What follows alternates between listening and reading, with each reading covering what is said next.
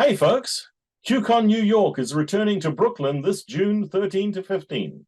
Learn from over 80 senior software leaders at early adopter companies as they share their firsthand experiences implementing emerging trends and best practices. From practical techniques to pitfalls to avoid, you'll gain valuable insights to help you make better decisions and ensure you adopt the right organizational patterns and practices. Whether you're a senior software developer, architect, or team lead, QCon New York features over 75 technical talks across 15 tracks, covering MLOps, software architectures, resilient security, staff plus engineering, and more to help you level up on what's next. Learn more at QConNewYork.com. We hope to see you there. Good day, folks. This is Shane Hastie for the InfoQ Engineering Culture Podcast. Today, I'm sitting down with Peter Miscovich. Peter is one of the authors of a new book, The Workplace You Need Now, Shaping Spaces for the Future of Work. Peter, welcome. Thanks for taking the time to talk to us today. Shane, it's a pleasure to be with you today. My first question to my guests is almost always, who's Peter? Well, thank you. I've been involved in hybrid workplace transformation for over 25 years. Began my early career in architecture and design, have an engineering background.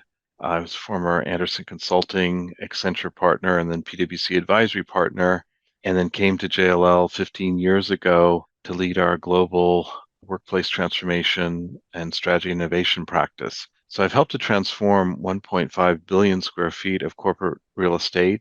I've worked with almost every major financial institution and technology firm, and I'll add life sciences to that mix, and telecommunications and media.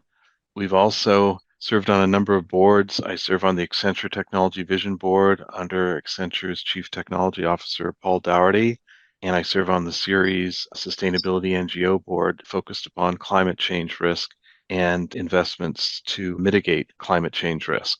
So over the past 25, 30 years, I've been focused upon workplace transformation at scale. I pioneered early programs in the 1990s with AT&T, IBM, at the time Accenture, Citigroup, PwC, in really examining how technology can enable new levels of human performance and how the physical and digital workplace evolution can help enterprise performance and business performance. So I'm a bit of a hybrid myself, Shane, in having an engineering background, but yet focused on technology, focused on behavior, focused on human performance, and then physical workplace design and the physical digital, if you will, blur that we've all been experiencing, certainly in the post-pandemic world. Talking about that physical digital blur, is that has been so much of what has happened in the last few years, where there was the radical shift for most technologists, not everyone, and certainly not every role in every company, but the vast majority of our audience will have experienced that radical shift from working predominantly, or if not entirely, in person to suddenly remote. And now we're starting to see the hybrid workspace come back. What are the big challenges and the current state of the workplace when we look at that today?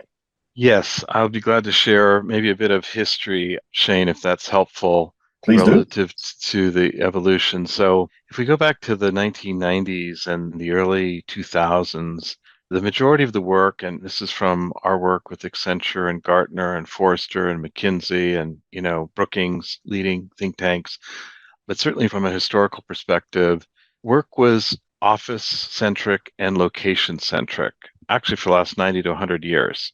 And it began shifting in that 1990s, 2000s timeframe as mobile technologies, the advent of wireless technologies. I had an early white paper, Shane, where I predicted that wireless would come into the office environment.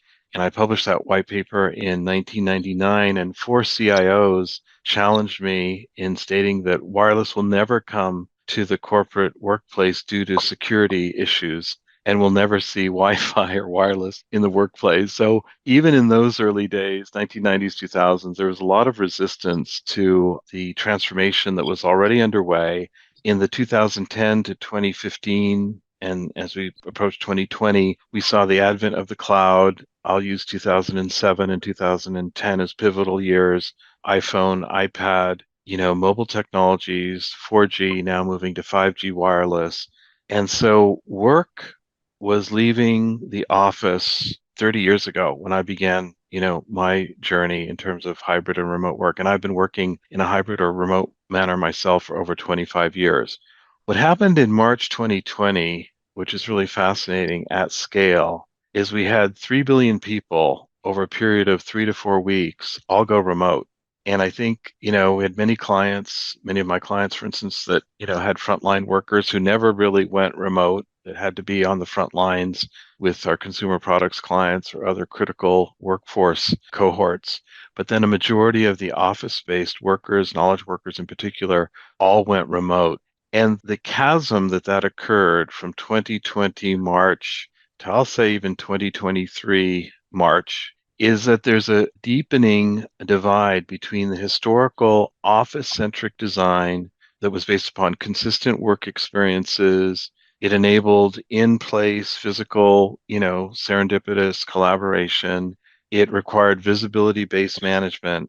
That 90-year ecosystem of office-based work was disrupted at scale. And we're moving now in 23 through 25 through 2030, certainly, into a human-centric model. And we're leaving the location-based, office-based work design model. We have many leaders, many managers, many folks, even in the tech sector, that are still very much tied to that office-centric work model. And so as the new model is emerging, providing flexible work experiences, intentional digital collaboration, empathy-based management, human centricity, the regenerative workplace, which we've written a lot about, it's a huge shift. It's a societal shift. And many folks in leadership, many of the C-suite folks that I work with, senior leaders, are very uncomfortable with the shift that's occurring. And so there's expectations today from management. I have multiple clients. I can't name them, but you would know all of them. And the CEOs are mandating, 3 days back, 2 days back, 4 days back in the office. And what will most likely evolve over time is that there'll be, hybrid centricity, human centricity as the go forward model, and moving away from a place-based approach to work to probably a time-based, and then I'll add probably a virtual metaverse-based hybrid approach to work. And that transformation, could take 3 years, could take 7 years, could take 15 years. But clearly, the transformation that started 30 years ago is now accelerating. The pandemic was an accelerant to the transformation of work. And those organizations that are embracing these human-centric, hybrid and flexible work behaviors and management styles and cultural norms will be the big winners in the future, in our view. But the tension and the conflicts and the continuous experimentation, we see continuing for the foreseeable future, certainly over the next 2 to 3, perhaps 5, 7 years.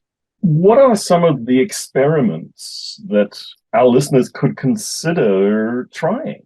The experimental landscape is quite vast, and I will share several. So, for example, I have an R&D technology group, even during the pandemic and post-pandemic, that's been experimenting with a 8 a.m. to 12 noon, 1 p.m., 3 days a week, sometimes 2 days a week, hybrid patterning, whereby they get together in their Scrum teams or innovation teams or R&D teams for a period of time, usually in the mornings, 8, 9 a.m. to 12, 1.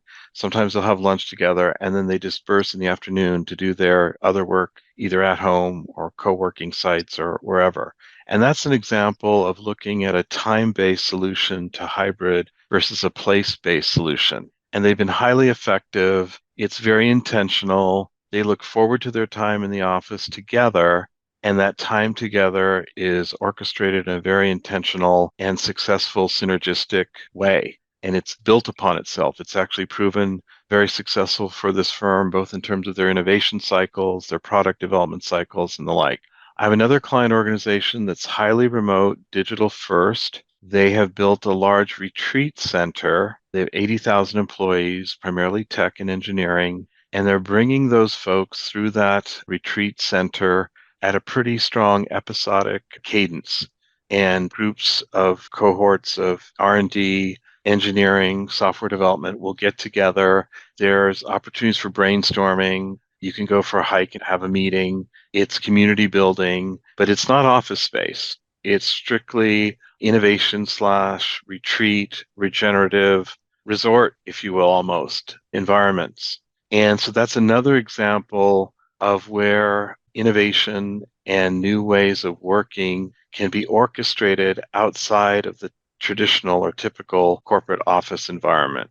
And then I'll use a third experimentation, which has been published from our work, for example, with Accenture, 120,000 folks. We've exercised over the last 2 years, metaverse training, metaverse socialization, lots of experiments in the virtual mixed reality world at Accenture and with Accenture clients that we're partnering with in using the metaverse not as a sole means of hybrid workplace experimentation, but an opportunity for immersion, in some cases for socialization, in some cases for onboarding, training, and engaging employees perhaps in a new and unique way relative to collaborative socialization, behavioral shifts, upskilling. And we do think, again, by 2026, 27, we'll start seeing more and more of the extended reality, mixed reality, metaverse, virtual reality environments. We'll all be in the metaverse probably 1 to 2 hours a day by 2027. And it may be bumpy and a ways until we get there relative to the technologies. But those are three examples of both, time-based, if you will, hybrid experimentation, as well as place-based and technology-based experimentation pilot programs that are scaling well and showing, good promise for future success. So three distinctly different but very interesting experiments. Yeah, and I think, Shane, I've been in the trenches of hybrid work for many years, and I've always been a big believer in experimentation. And what's fascinating, it's great to hear, for instance, we have Microsoft as a client, Satya Nadella, CEO of Microsoft. One of his pillars of Microsoft's vision and mission is having this learning mindset and a mindset for experimentation. We were doing a lot of this hybrid piloting 15, 20 years ago. The technology hadn't quite matured then. But what's fascinating today, Shane, is that our insurance clients, our consumer products clients, our financial clients, our governmental clients, our educational clients, certainly our technology clients are all experimenting. And we're hoping that the experimentation continues as the economic headwinds develop and uncertainty continues as we go into 2023. There are those who believe that we'll retrench back to old ways of working, but our sense is that this level of experimentation will continue. The talent war, if you will, especially for tech talent and digital talent, will continue to be a challenge for many organizations. And the only way to engage talent and to innovate both business model, product innovation is through experimentation. And as workplace and hybrid work, experimentation becomes part of the DNA of any, leading organization. Those that experiment more and embrace experimentation and that learning mindset per Satya Nadella will be the leaders and will take market share. They'll be the success stories of, 2026, 2027, 2030 and beyond.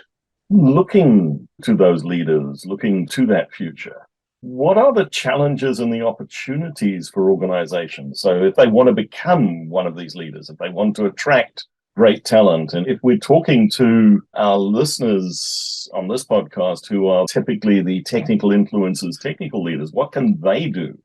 Well, the one thing that we share with our executive leadership teams consistently is that they need to embrace the present and embrace the changes that are underway. And that requires sometimes intentional forgetting and intentional letting go of historical, work behaviors and work norms. And then I would add to really start listening to your people. And, we will soon have potentially 5, if not 6 generations in the workplace. And Google just announced this morning a very interesting hybrid workplace pilot and they're piloting the program slightly differently for their cloud engineers and some of their other engineering groups.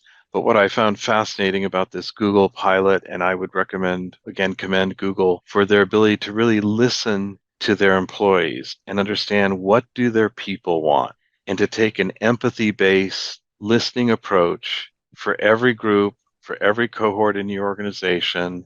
And the question and the challenge will be, and it is for many of our clients right now, technology clients and our clients in general, is that you may not be able to provide a human-centric, individualistic program and cultural norm for everyone, but you've got to be able to meet people at least halfway and show with good intent, with good transparency, with mission-driven authenticity, that you're really listening to your people. You want to give them the tools and capabilities and practices and policies that will make them successful and to meet their life-work balance, or life-work integration, I should say.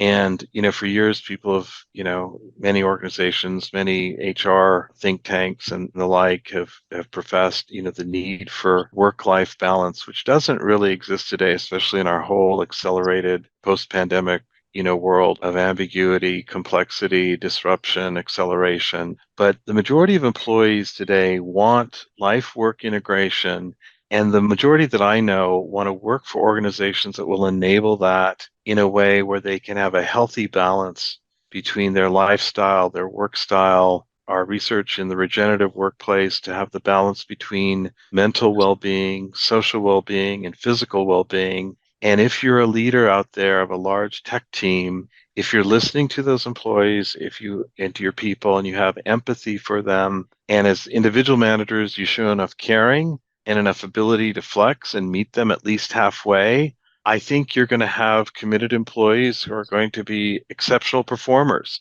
And I think that's a major societal shift and organizational shift, Shane, that I think is a very positive outcome from the pandemic.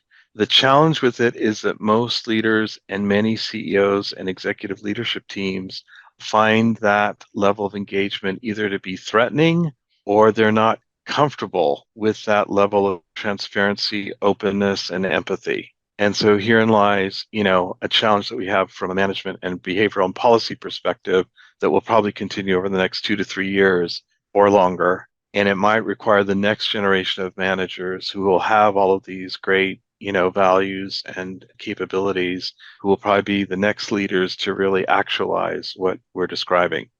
So that sounds to me like a generational shift. Are we teaching this next generation of leaders to be more humanistic, or are they just following in the footsteps? Well, it's a great question. I have 9 godchildren, and they're all pretty much Gen Z. They range in age from, let's say 15 years old to 32 years old. So maybe young Gen Y, mid-Gen Y. I think they have a level of digital literacy and awareness of the world and awareness of the globalized, interconnected world that I think surpasses any previous generation. So I think their mindsets and their values are already quite advanced and prepared for what is coming.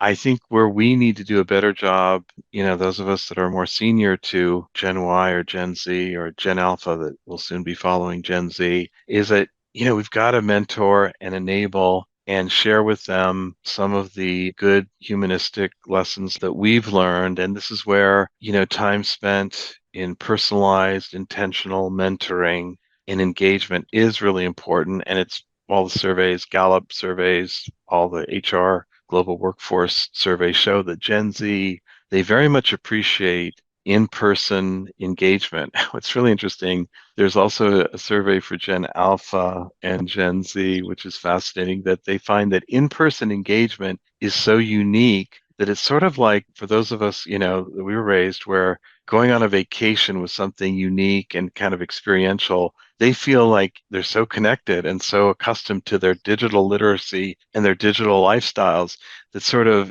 in-person, human to human, in real life, IRL engagement is considered sort of an interesting novelty to them, and they really treasure it. And so I think we have to think about how we make those in-person moments that matter meaningful, both from a learning, mentoring, and perhaps even reverse mentoring perspective. And I think the challenge today, at a generational level with social media, I have my issues about social media and its negative impact at a societal level, and how we need to perhaps engage differently, especially with our younger generations as they manage through all the complexities and all of the mental and emotional and psychological challenges that social media presents to them as an entire generation. So I think there's a lot of great generational exchange and partnership that will help that next generation. And we do need to make the time and the effort and that intentionality, and again, strong empathy to understand what they're experiencing and what they're going through and how we can help them better navigate.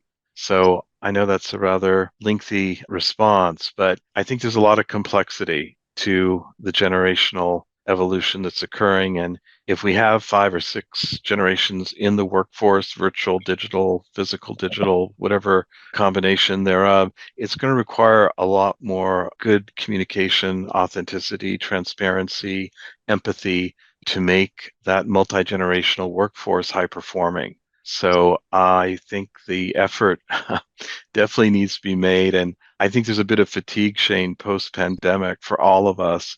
And I think the ability to refresh and regenerate right now is really important as we move, into 23 and 2024 and beyond, as we still need to heal our psyches from the post-traumatic stress of the pandemic at a societal level. And I don't know if everyone agrees with that, but I think there's a lot of post-pandemic, post-traumatic stress from the pandemic that we've never really recognized at a societal level that we do need to recognize and heal from.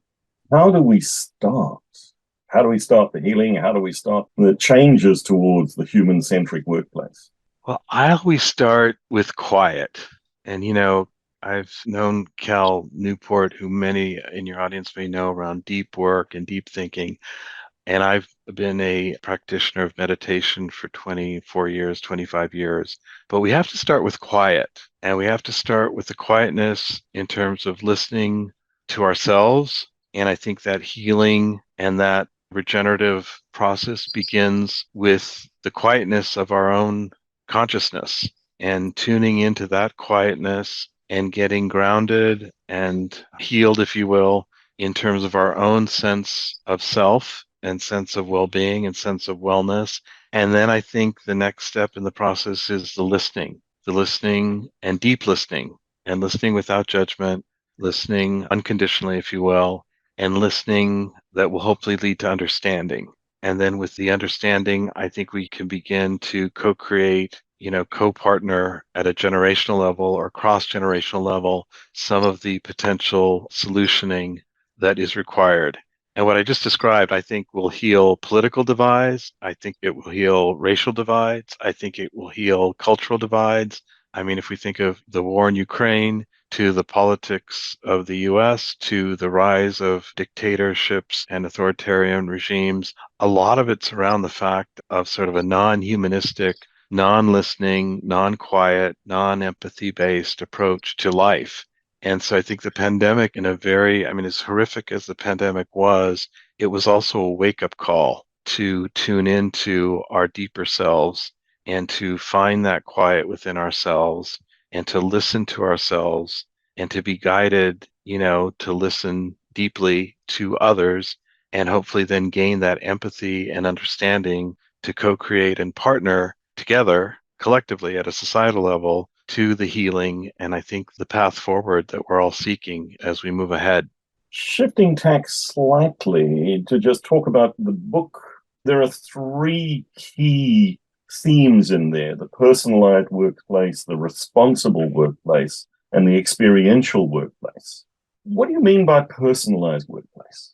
We wrote the book, our CEO and our head of research and myself, in early 2021, in 3 months during the middle of the pandemic. And at the time, we divided the book up into 3 sections. And as you name them, the personalized section, the responsible section, and then the experiential section. And the personalized section of the book is really about the individual And it relates to some of what I just shared relative to how to make the workplace and the hybrid work environment work for the individual at a personalized level. And so if we think about personalization today, whether it's retail or vacationing or personalized learning, the ability to have a personalized work experience is one of the key tenets in the book. And it all centers around what we call this win-win-win theme. The future of work needs to be a win for the individual in terms of personalized work. It needs to be a win for society in terms of responsible and sustainable workplace and real estate practices.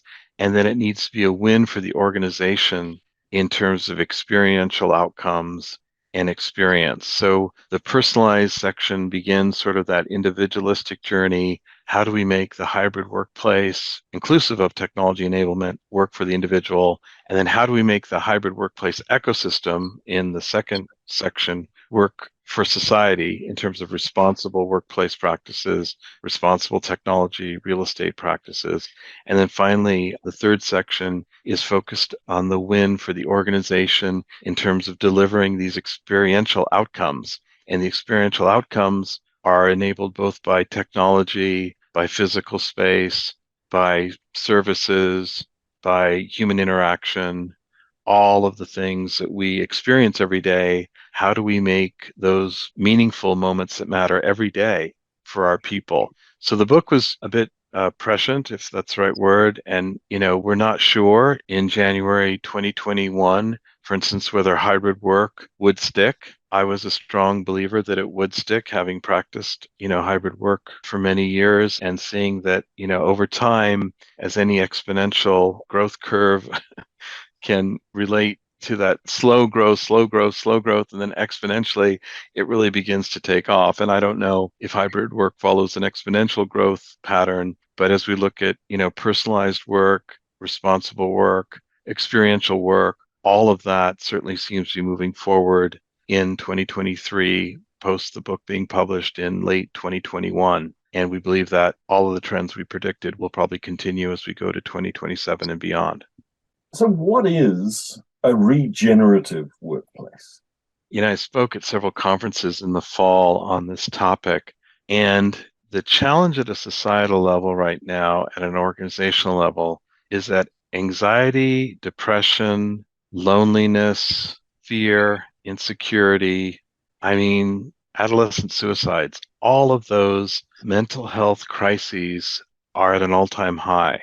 And as we look at how we orchestrate work and workforce policies and workplace transformation, the regenerative workplace begins to address, in again, three very specific areas. How do we enable and help with mental health and mental health interventions, both in terms of work practice, management styles, engagement levels, again, going back to empathy and listening. So the first element of the regenerative workplace is really the mental wellness and well-being element. And then the second element is the social well-being and socialization, having a sense of community, feeling that you're part of not only an organization, but you're part of your community, part of your network of community members, whether that's a virtual community, it could be an in-person community.